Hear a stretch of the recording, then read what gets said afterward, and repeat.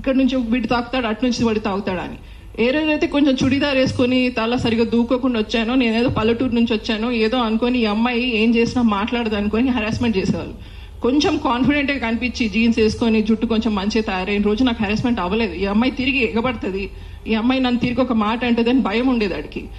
నేను harassment face చేశాను. నేను చెప్తున్నా బట్టలతో ఏమవుతుంది అన్నది. నాకు ఆ యాక్టర్ ఎవరో, ఆయన ఎన్నిసార్లు జీవితంలో హెరాస్మెంట్ ఫేస్ చేస్తాడో నాకు తెలియదు. చేసి ఉండొచ్చు.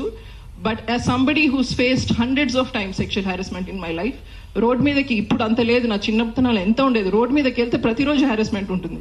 చాలా మంది ఉమెన్ నాతో అర్థం చేసుకోగలరు. అది ఎప్పుడు అవుతుంది అంటే మనం కాన్ఫిడెంట్గా కనిపించి మనం తిరిగి ఫైట్ చేయగలం అన్నప్పుడు అవ్వదండి.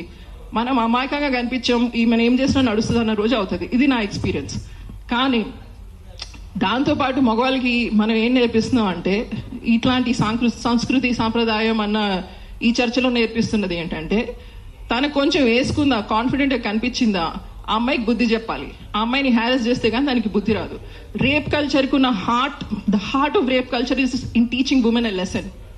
దానికి బుద్ధి చెప్పాలి, దానికి నేర్పించాలి. దీనికి ఇంత ధైర్యమా, దానికి ఇష్టం వచ్చిన బట్టలు వేసుకొని వస్తుందా, నేను నేర్పిస్తాను. దానికి మళ్ళీ ఇట్లా ధైర్యం లేకుండా చేస్తా అన్నది మీరు అది పదే పదే అదే చెప్పి వాళ్ళ మనసులో అదే నింపకండి. చాలా మంది మగవాళ్ళు ఉన్నారు, ఆడవాళ్ళు ఏం బట్టలు వేసుకున్నారు పట్టించుకొని వాళ్ళు ఉన్నారు. తెలుగు వాళ్ళందరూ ఇలాగే ఉంటారు, ఇదే తెలుగు సంస్కృతి.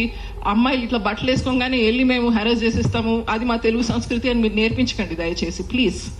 ఇది మన తెలుగు సంస్కృతి కాదు. ఏ సంస్కృతి కూడా, ఇప్పుడు తెలుగు సంస్కృతి అంటున్నాం కదా, 1st centuryలో ఎవరు ఎలా వేసుకొని ఉంటారు బట్టలు మనకు అసలు ఐడియా ఉందా? బ్రిటిషర్స్ రాకముందు బ్లౌజులు అనేవి లేవు భారతదేశంలో, చీరలు కట్టుకునే వాళ్ళు. ప్రతి సెంచరీ మారుతూ ఉంటుంది కదా. ఇప్పుడు తిరిగి వెళ్ళి బ్లౌజులు మానేయండి ద్వార సంస్కృతి అని ఎవరు అనట్లేదు. అలాగే మగవాళ్ళందరూ పంచలు కట్టుకోండి కూడా అనట్లేదు. కానీ సంస్కృతి అనేది నది లాంటిదండి, వస్తూ ఉంటుంది పోతూ ఉంటుంది. ఇంటర్నేషనల్ ట్రెండ్స్ ఉండొచ్చు, ఇవి ఉండొచ్చు, అవి ఉండొచ్చు. మనకి ఏది కంఫర్ట్ అనిపిస్తుంది, నాకు ఏం బట్టలు వేసుకుంటే నాకు కాన్ఫిడెంట్ అనిపిస్తుంది అది నేను వేసుకుంటా, అది నా ఇష్టం. మీరు అట్లా కాదు, చీరలే కట్టుకోవాలి, ఇదే వేసుకోవాలి, చుడిదార్లు వేసుకోవాలి, ఫుల్ కప్పుకోవాలి, ఎక్కడైనా స్కిన్ కనిపిస్తే వాడు వెంటనే రేపిస్ట్ అయిపోతాడు, వెళ్ళి ఎవరో ఒకరిని రేప్ చేసేస్తాడు. ఇలాంటి ఆలోచనలో మనం ఉంటే మన సంస్కృతి నాశనం అయిపోతుంది. మన సంస్కృతి నిజానికి అంతరించిపోవడానికి ఇలాంటి ఫిక్స్డ్ ఐడియాలజీనే కారణం అవుతుంది. చాలా మంది ప్రపంచంలో అడాప్ట్ అవ్వకపోతే, ఏ సంస్కృతి అయినా సరే ఏదైనా ఉన్నది అడాప్ట్ అవ్వకపోతే, ఇప్పుడున్న సమాజంలో ఉన్న యంగ్స్టర్స్, క్వియర్ పీపుల్, మహిళలు, వీళ్ళు ఏదైతే భావిస్తున్నారో అది మనం సంస్కృతిగా మనం యాక్సెప్ట్ చేయాల్సిన అవసరం వచ్చింది, మనం రిక్లెయిమ్ చేయాల్సిన అవసరం వచ్చింది. మనం ఏదైతే మన జీవితంలో ప్రాక్టీస్ చేస్తున్నామో, మనకి ఇప్పుడు వాతావరణం బట్టి, మనకున్న ఉద్యోగాల్ని బట్టి, మనం తీసుకునే ట్రాన్స్పోర్ట్ని బట్టి మనకి ఎలాంటి బట్టలు వేసుకోవాలనిపిస్తుంది, ఏం చేయాలనిపిస్తుంది, అదే ఇప్పుడు మన సంస్కృతి అండి. 200 సంవత్సరాల క్రితం ఎడ్ల బండిలో ఉన్నదే సంస్కృతి ఇప్పటికీ ఎందుకు అవుతుంది? ఇప్పుడున్న సంస్కృతి ఇదే సంస్కృతి. ఆ ఆలోచన మనం మారకపోతే మన తెలుగు భాష, మన తెలుగు సంస్కృతి, మన తెలుగులో ఉన్న అందము అదంతా పోతుందండి. సో నేను యాక్చువల్లీ తెలుగుతనాన్ని కాపాడడానికి కోసం అంటున్నాను. ఇలా ఒక ఫిక్స్డ్ ఐడియాలజీతో ఉండకండి దయచేసి. మనలో వస్తున్న మార్పుల్ని మనం అర్థం చేసుకొని, అలాగే హింసని డైరెక్ట్గా మనం ఫేస్ చేయాలి, కానీ దాన్ని జస్టిఫై చేసే ఆలోచన పోవాలి.